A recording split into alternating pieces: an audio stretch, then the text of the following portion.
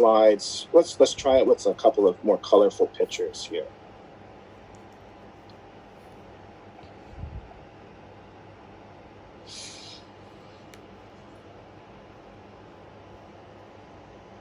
And this is going to allow me to get out of trying to draw a 7-membered ring. Otherwise, we'd be spending the next 10, 15 minutes struggling to do that. So now we've been asking, are compounds aromatic, anti-aromatic, or not aromatic? And we'll come to anti-aromatic in a minute again. So we have this systematic approach. We're going to ask, is it cyclic? Is it planar? Is it conjugated? And then does it meet Huckel's rule? All right, so let's try it with this cation now. So now we have a positively charged species. This is known as the tropylium ion. And we can write all sorts of resonance structures as shown here on the bottom. Why don't we just take this one over here on the far right? And we're going to ask, is this compound aromatic or anti-aromatic? So we can see it's cyclic. Let's just assume it's planar at first. So it's cyclic, that checks. We're going to assume it's planar. Then we want to ask, is it conjugated? So do we have a p orbital on each carbon or atom? In this case, they're all carbons, so that we could have this extended system of pi electrons. Now, looking at all of these different carbons here with the CC double bond, we know those are all sp2 hybridized, and so they'll have a p orbital. Now, how about this carbocation? So remember, the carbocation will also be, that carbon will be sp2 hybridized. And I think that's best shown here in this middle structure. Whereas you can see in the top, why don't we make this just a little bit bigger if we can. So I'm circling this middle structure.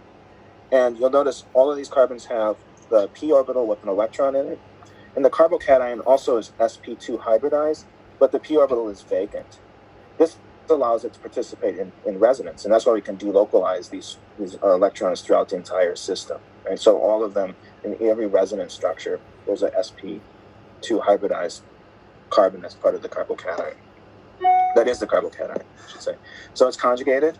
Now last, we need to see, does it meet 4n plus 2? And so here, this is where we have to make sure we properly count the electrons that are in the pi system. So on this, going back to this far right structure, we have 2 electrons in this carbon-carbon double bond, 2, 4, 6. No electrons in the carbocation, so we don't have to consider that. So we have 2, 4, 6 pi electrons. So same number as with benzene. And so if n equals 1, that would fit with Huckel's rule. So this compound is aromatic. Okay? So we've now dealt with something neutral like benzene, the carbanion, the cyclopentadienyl anion, and now a carbocation. Okay, thank you, Sage, for the comment. Now, let's consider heterocyclic compounds. And this was where it can get a little bit trickier. However, we can, again, take this quite systematic approach. And why don't we start with, there's a lot of text on this slide here. Let's just start with pyrrole. Okay, this will be the easier one. Okay. So let's evaluate this compound and ask again the question, is it aromatic or not? We'll stick with red since there's a lot of black text here. So is it cyclic? Yes. Is it planar? Let's assume it is, so we can keep going. Is it conjugated? And indeed it actually is. Is it conjugated? So now we need to see, do we have a p orbital on every atom? So these carbons here, we have 4 sp2 hybridized carbons be involved in the double bonds. So those certainly have a p orbital. Now how about the nitrogen? And this is something to consider with all of these heteroatoms, particularly nitrogen, oxygen, and sulfur are the most commonly seen ones. The way to do this is to first assume that it is sp2 hybridized, that it'll have a lone pair of electrons in a p orbital. And then these atoms, they can actually be either sp2 or sp3 hybridized. However, if the compound can be aromatic due to that large amount of resonance stabilization, it'd be more favorable to have this nitrogen, for example, to be sp2 hybridized. We'll see cases where you do have compounds that are not aromatic, and then the nitrogen would likely be sp3 hybridized. But for right now, let's assume it's sp2 hybridized, so that lone pair of electrons could be in a p orbital. And if so, then we would have continuous p orbitals or conjugation throughout this ring system. So that looks good. So it's conjugated. And then last, let's apply Huckel's rule. Does it meet 4n plus 2? So let's count up the electrons. So we have 2 here on the left, carbon-carbon bond, 2 on the right, should be 4, and then 2 on the nitrogen, 2 electrons from that lone pair. So I guess it's another example of 6 pi electrons. They won't all be 6. We'll have some examples later that are not. So that means this is conjugated. And I'm not sure what word that is.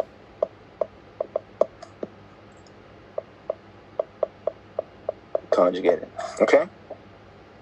Hopefully that makes sense. And if so, let's now make it a little bit more difficult. Let's consider either this furan, the oxygen equivalent, or thiophene. And then we'll come back to pyridine. And I think I'm going to scroll ahead. Hopefully everyone had a chance to write those things down. Oh, so Hannah asked, how is it that the nitrogen is sp2 hybridized? So it's a great question. One thing to consider is it sp3 or sp2 hybridized?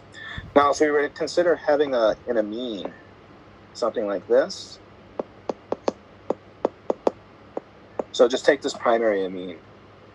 We don't have to worry now about aromaticity because this compound is not cyclic or any of those sorts of things. And if we were to look at the hybridization of each of these atoms, well, we would know these carbons are sp3 hybridized. They're forming 4 bonds. And so we want to keep those electrons as far away from each other as possible. Oops. Sorry. How about the nitrogen? So the nitrogen is also forming a bond to the carbon, a hydrogen, and it has this lone pair. So the way to keep these 4 groups the furthest away from each other as possible would be to have a tetrahedral-like shape, or trigonal pyramidal shape. So this nitrogen will be sp3 hybridized. However, now in pyrrole here, with this nitrogen, in the way you can think of it almost having a choice to be either sp3 or sp2. And it should be in the form that's going to be the most energetically favorable, the most stable. Now, let's consider, actually, I mentioned earlier, always assume first it's sp2. Let's actually do the opposite. Let's say for a second this nitrogen's sp3 hybridized. Now, if that's the case, you have a compound that's cyclic. It's actually not planar due to the geometry of this nitrogen, nor is it conjugated, which means these electrons are not going to be delocalized throughout this entire ring, but localized, either in this diene form and the lone pair on this nitrogen. So then the lone pair is stuck, if you will, on that nitrogen. However, if the nitrogen were actually sp2 hybridized, so that you have the lone pair in a p orbital, this actually allows for conjugation. So you can actually now delocalize the electrons around the entire ring.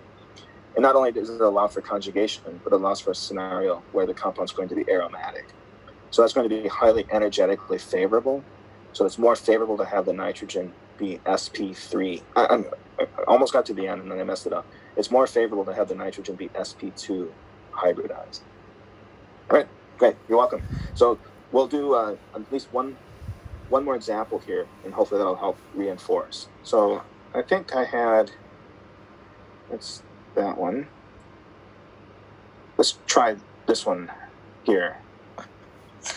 I really like this depiction of these molecular orbitals. I don't know, it reminds me of candy, like the color of some sort. I don't know about everyone else. Maybe I'm just hungry.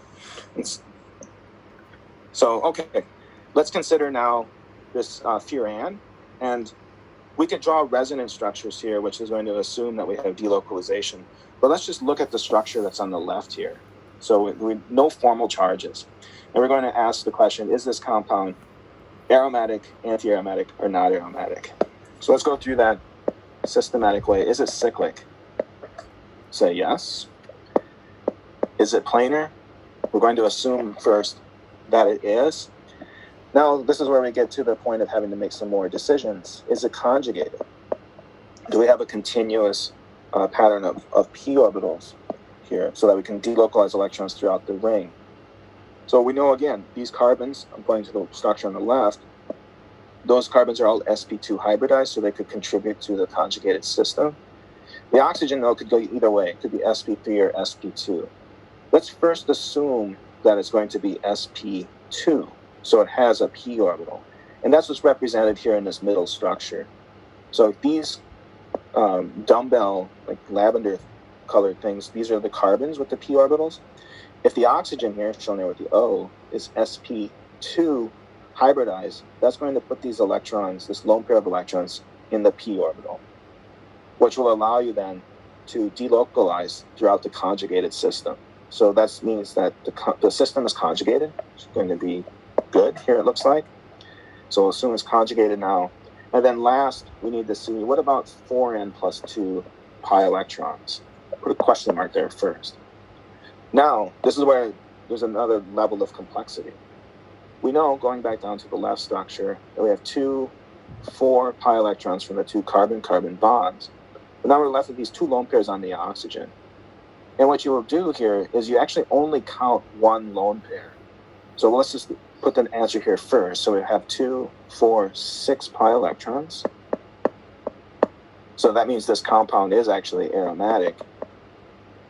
But the question is, why did we only include 1 of these lone pair of electrons in our accounting? And I think that's best shown by this structure here. Notice this oxygen, it's sp2 hybridized. That means it's forming 3 bonds or 3 interactions in an sp2 hybridized orbital. 1 bond will be oxygen-carbon in the ring, oxygen-carbon in the ring, and the third sp2 orbital is occupied by 1 of those lone pair of electrons. The other lone pair of electrons are in the p orbital. In other words, only 1 of the 2 lone pairs of electrons can be in the p orbital and contribute to this conjugated system. So there's several steps to be considering there. So to say that again, when you have something like oxygen, it could also be sulfur or nitrogen here. This oxygen sp2 is sp2 hybridized. So in looking again at those bonds, the oxygen will have 3 sp2 hybrid orbitals, one's being involved in a carbon-oxygen bond, which I'm highlighting in the center here. Second carbon-oxygen bond. The third sp2 hybridized orbital is occupied by 1 of the lone pair of electrons. And notice it's pointing out it's perpendicular to all of the p orbitals. So it's not participating in that conjugated system. So it's only 1 of the lone pairs, the lone pair that's in the p orbital, that can participate. So that's why this has 2, 4, 6 pi electrons, which make it aromatic. Okay, so a number of steps, but I think if one looks at it in this very systematic approach, it'll hopefully make sense. Okay, how about, there's one more, and I need to go back the other way. Is that okay for everyone before I move?